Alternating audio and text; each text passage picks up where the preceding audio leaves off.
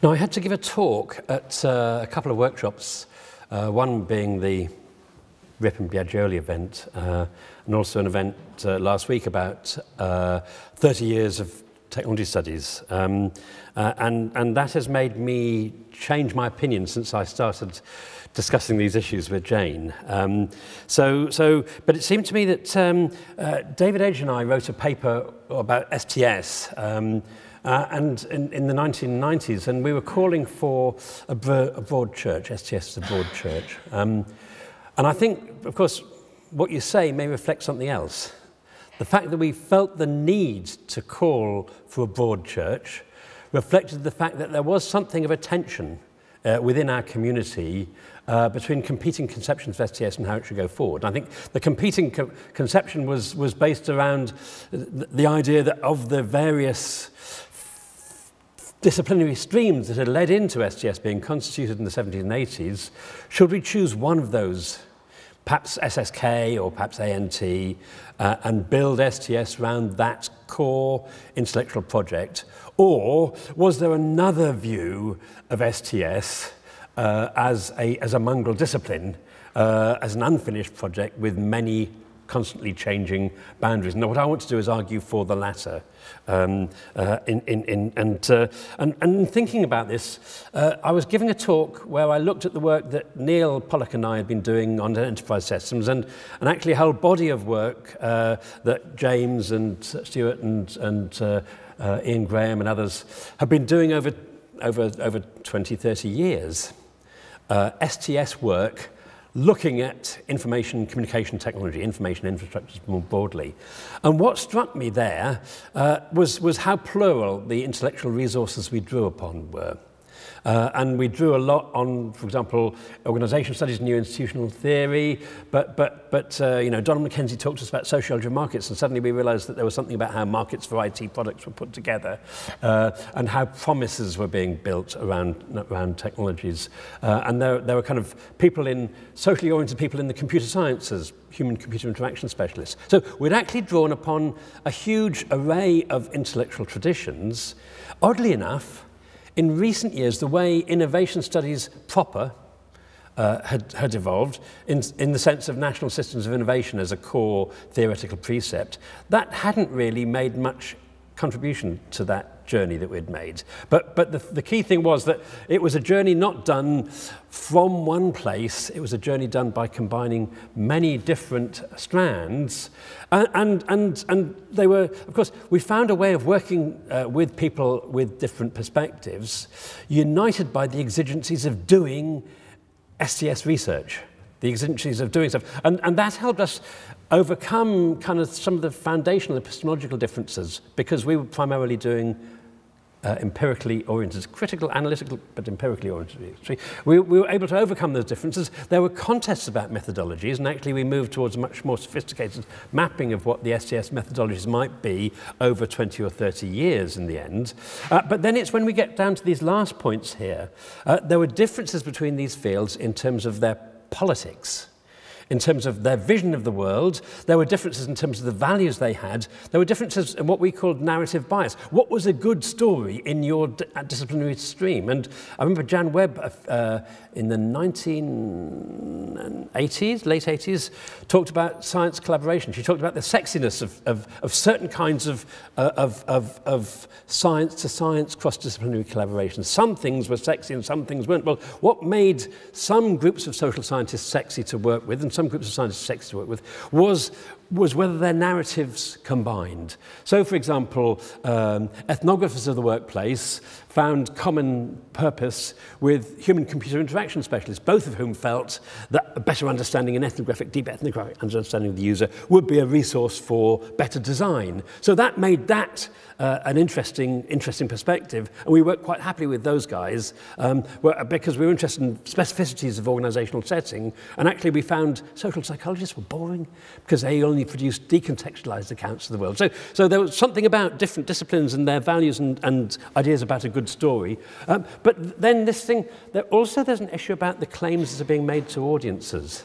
And I think we've had a discussion about what is innovation studies and what is STS. And it seems to me it's many things. I think I was very impressed by Jane's review of the handbooks. And in the handbooks, people may be talking about how they're relating to other disciplines. And so they are open to those contributions. But in other spaces, we're making ploys, we're trying to leverage resources. We're trying to leverage the attention of policymakers. And in those contexts, for example, I don't see, I mean, I think Ben Martin's happy to talk to us about his ideas, but actually I think they've produced a stable policy community that locks them into certain kinds of knowledge claims and approaches. And that's a very comfortable place for them. So I suspect there's more than one face to innovation studies.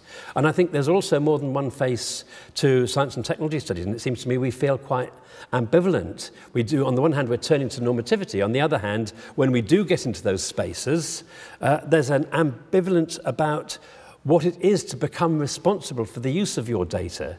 And I think that was, we actually are worried that other people will take over the interpretation of our data. So we want to be the apical control. We want to be the people who do the integrated story. Actually, scientists don't get that. Engineers don't get that.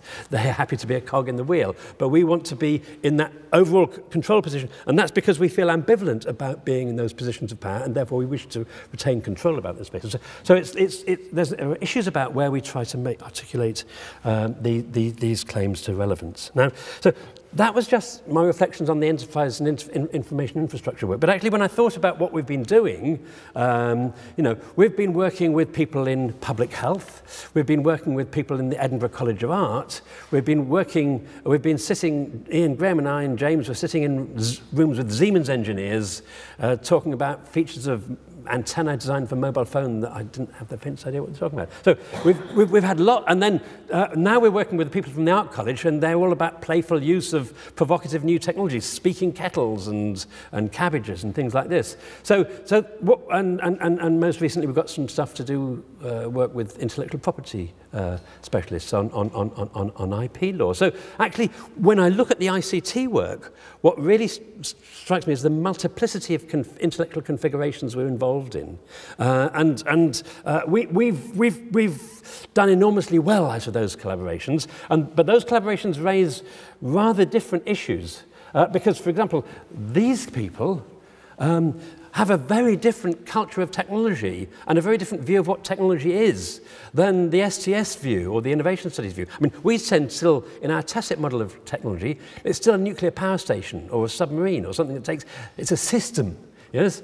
Actually, when I talked to the people in interactive design, we met them on Friday, and they're the people who are building these digital artifacts, and these are tools in their hands, they're playthings, there's a very different view of what technology is, and a very different view about what our orientation should be. So if I talk to them about technological determinism and how these things may have negative effects, they don't react that because they're part of a positive culture, a positive techno-scientific culture, and they want to pick up the technology and run with it forwards. And I'm happy to do that.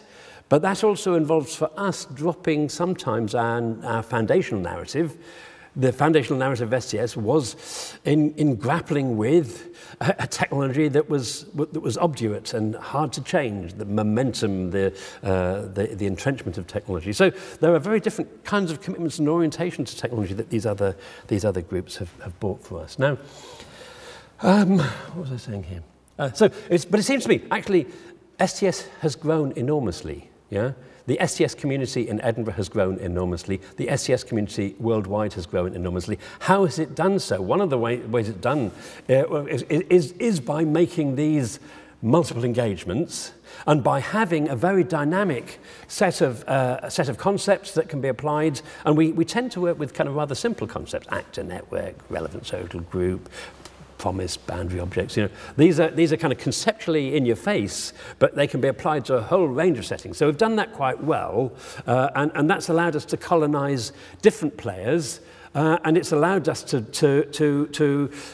work with other players who are interested in knowledge and they're interested in social materiality, but they don't necessarily have the toolkit of concepts that allow them to do that. So we've managed to make those very productive combinations between ourselves and disciplinary specialists. Now, of course, that's a complex, that's an exciting problem of growth. Of course, it could bring an amorphous nature to technology. It could lose loss of vision, loss of core concepts. And I suppose one of the things that I go on about is that when we're doing interdisciplinary collaboration, whether it's with social scientists of different traditions or whether it's with engineers, we have to have play a multi-level game. We have to have a very clear sense, a much clearer sense than discipline-based paths, who can actually sit in their discipline. You can be happy in your discipline, go and talk to one particular place. But we actually have to be thinking how we're talking to our own colleagues, an important intellectual audience where we renew our ideas and our ideas about what's hot in the field, and when we're talking to wider groups of academic colleagues and perhaps even to industrialists or policymakers. And we're actually quite good, I think, at moving between those scopes, but we have to be much more thoughtful about how we do it. If we do it without a perspective, without a strategy, then we may get lost. And it's kind of therefore very exciting to hear people who are particularly ambitious in their strategy, because I think UK academics often don't feel we have the chance to craft the intellectual world that we're in. We often underestimate our opportunities to do that. So it seems to me that STS has been very successful as a body of knowledge that hasn't accepted boundaries. We haven't accepted black boxes, and the key black box we tended to not accept was the black box of science or the black box of technology.